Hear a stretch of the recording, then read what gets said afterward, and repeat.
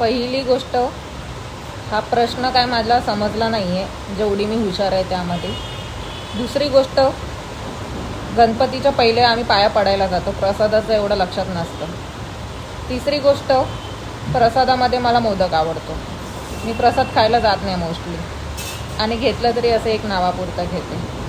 हा काय प्रश्न आहे हो, उगाचच काय विचारता. साखर खाते का पेढा बिडा?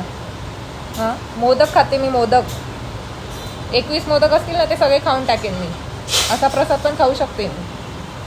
पण हे काय साखर पेढा वगैरे काय नाही. आधी आम्ही पाया पडायला जातो बाबा. असं कोण जाईल प्रसादाच्या नावाने, कोण जाईल का पाया पडायला? काय हो तुम्ही एवढे मोठे झाले तरी असे क्वेश्चन का करता? हां, मग उगाचच मी काहीतरी बोलते. मला वाटतं तुम्हाला हेच असंच ऐकायचं असतं माझ्याकडून, मला माहिती आहे. तुमचे 30 रुपीज दिले नाहीत म्हणून तुम्ही असे क्वेश्चन करता का? ते पण तुमची चुकी होती. माझी रील बघता बघता तुम्ही ते दुधाची पिशवी फाटली तुमची पडून, त्यात माझी काय गलती आहे?